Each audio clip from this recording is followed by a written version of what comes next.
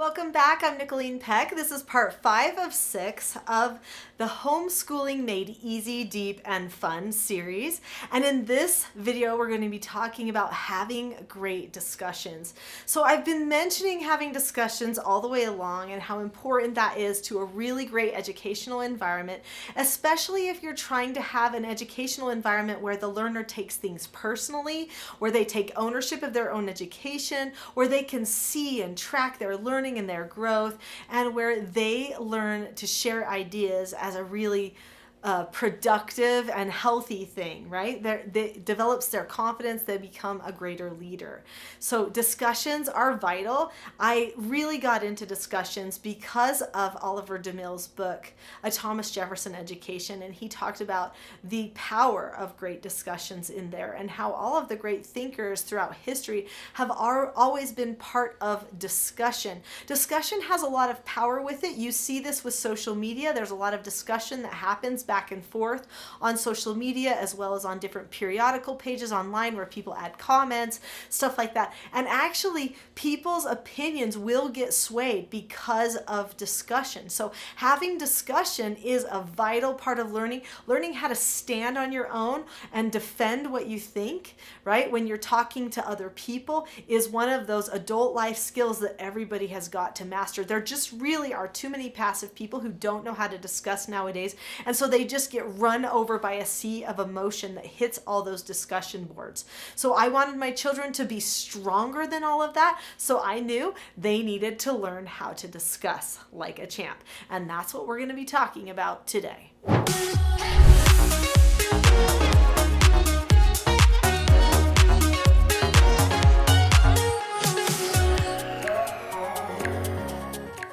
So in this video, I'm going to spend my time talking about some rules that you want to make sure that you follow to have a really good discussion, whether it's in a homeschool setting or in a work setting or just with a group of adults. I mean, honestly, these are rules you can follow with any topic of discussion. And then also some questions and things that you might want to consider or even throw out to the children as you are discussing. Now, this is going to be very beneficial to you if you are putting together any type of a curriculum for a youth group that's in your co-op or something like that. You want to bring that element of discussion in.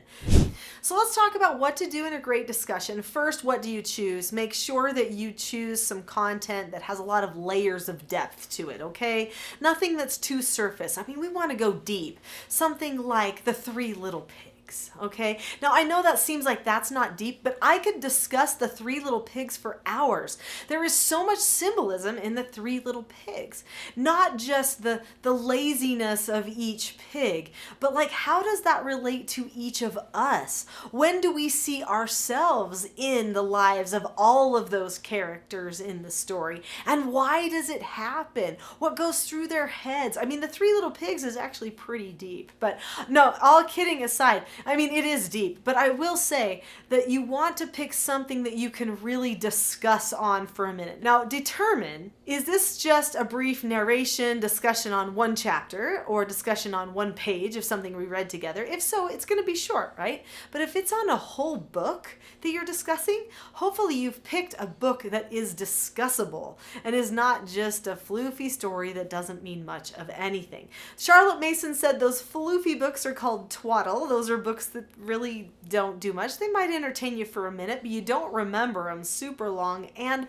they don't really make you a better person because you read them. A good classic is a book that makes you better. It makes you want to do something, become something, think something new because you read that book. So those are the types of books that I spend the most of the time with my children. That's not to say we never have read a twaddle. We have, but we don't put them as our main focus. So pick good material. The next thing you want to do is make sure that you prepare everyone mentally for having a good discussion. So how do you prepare mentally for having a good discussion? Well, what you do is you tell everyone this is how the discussion is going to go. So you say, okay, well, so we're going to have a discussion on Friday, or we're going to have a discussion today, right now. And in the discussion, we want everyone to have a chance to be able to share some things. We also need to make sure we try to keep on topic. So if we start going too far off of topic, then the person who's in charge of the discussion, whoever's leading out, then they're going to just gently pull everybody back on topic and say, say, oh wow, that was fun, but we're kind of off topic, so let's go back in to topic, and then they might pose another question. Also, you're going to say, you know what, sometimes a question is posed and you hadn't thought about that question yet, and you might need a few minutes to think about it. So sometimes there's silence in a discussion, and that's okay. If there's silence, we are willing to take the silence. We will sit for as long as necessary until people feel like they have additional questions to ask to find clarity, or until they finally have come up with something that they feel like they want to share as far as an answer to the question that was posed. Also, anyone can ask questions, not just the leader of the discussion. Anyone can pose a question to another person or to the group once it gets going, and that's what usually leads into a very robust conversation. I also usually suggest that they don't just draw from the text that we read, but also that they bring in other texts that might relate to what they read. So this means I'm encouraging them to do something called syntopical learning. Now, if you don't know what syntopical learning is, you'll want to understand syntopical reading. And that's something that I learned from by Mortimer Adler in his book, How to Read a Book. There's different levels of reading, and learning about those is super exciting so that you can help your children reach the higher levels of reading. So anyway, you're going to bring other sources in to syntopically compare them with each other. This is going to lead to a more robust conversation. It will help everyone feel like they got some epiphanies or ahas as they had the conversation, because suddenly they were comparing what they read to other sources that they hadn't considered before until someone brought the idea up. The next thing you want to do after you've set up this is how the conversation's going to go is you want to make sure that everyone has a basic understanding of the content. Now, obviously, that is not your responsibility to give them, but you might want to have someone in the group kind of summarize something that you read together, or hey, could someone tell us, kind of what's going on in this part, and so that we can then discuss it more fully. Sometimes that brings people into the conversation that might be a little bit worried that they forgot some of the text, but as soon as somebody jogs their memory, then hopefully they can start discussing the text again. So this means that we shouldn't be increasing anxiety for our children by trying to get them to tell us everything. Every discussion or narration should not be a complete summary of everything that happened, and the child should not have to come up with all of it on their own. We can ask them certain questions or help lead them along and remind them of certain things so that they can start getting their brain in gear as they're discussing. Now, I know that sometimes people will start to use others as a crutch, and they just won't ever listen or won't ever pay attention because they know someone's going to help them along. There will come a point where you have to break away from doing that, but initially let's decrease the anxiety by not pouring all the weight of remembering all of it on them. Here's another rule of thumb. Try not to say too much if you're the leader. So if you're the one that started the discussion, don't be preaching to everybody and just lecturing all of the time. Save your ideas. Wait a little bit. Be one of the last people to share your ideas instead of the first one out of the chute. You may start with one thing, one question that gets things going, and then just hold back. Hold back a little. Let people see what they can do with it first. Let your child see what they can recall or talk about. Maybe help them along a little, but don't give them everything. And then finally at the end, if you want to share something else about the topic you're discussing, then fine. But a good leader does not monopolize the conversation. We're going to talk more about tips as well as questions that you can answer, but first subscribe to this channel if you haven't done so already. I know so many of you come back and back again and again. But there is so much great content on here. If you haven't subscribed yet, you may want to. This will also help you so that you do not miss the next sections of this series that are coming up. So subscribe now. So it's okay if you don't get to share all of your ideas. Remember that. You may have tons of ideas. You wrote them down in your learning journal, but that doesn't mean that you have to share every single one of them. So push that away. Let the conversation flow naturally. And let yourself accept a no answer if you don't end up sharing every single thought that came to your head about the text. Another good tip is eliminate distractions. If you want to have a good discussion with your child or the group of youth that you're having in your home to discuss this book, you've got to make sure that you do not have other distractions. If there is some dog that keeps coming into the room and making things silly, then people aren't going to discuss. Or if there's some other, small child that's causing a big problem, or if there's, a big odor or something, try to make sure that the environment environment is pleasant for everybody. And then hopefully, if there's not major distractions, you'll be able to have great discussions. Now, I say that knowing that especially your core phasers and your love of learners, they can discuss with you while they're working with manipulatives. Play-Doh, cars, things. You can say, hey, well, what did you think about this part of whatever? Oh yeah, I liked it because so-and-so did this. And they could be driving their thing, doing a sewing card all at the same time.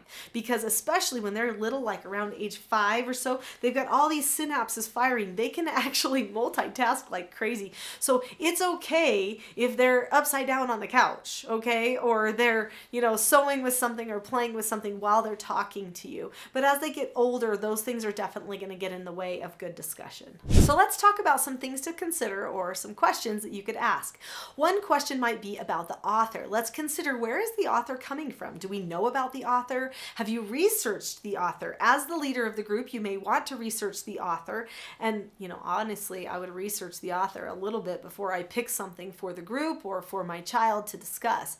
Just because I want to make sure I kind of trust the source it's coming from, you know what I mean? Ask questions about the author or say, hey, I found out about the author of this. I found that very interesting based on, there's all this stuff about prisons, and all of a sudden I found out that he was imprisoned. So very interesting that there's this stuff about prison and he had spent time in prison, or he wrote this from prison, right? So that was his experience at the time. We're going Victor Hugo there. Speaking of the author, we might ask, what does the author want people to think about themselves or to think about other people? So now try to see if we can understand what the author is trying to get the reader to think and do. That can be liberating because the reader might have not have thought, I thought this because the author wanted me to, but maybe they thought they came to it all on their own, and then they realized, wait a minute, the author wanted me to think that. Do I really want to think that or not? So it gives them a little bit more choice when you bring in that type of conversation.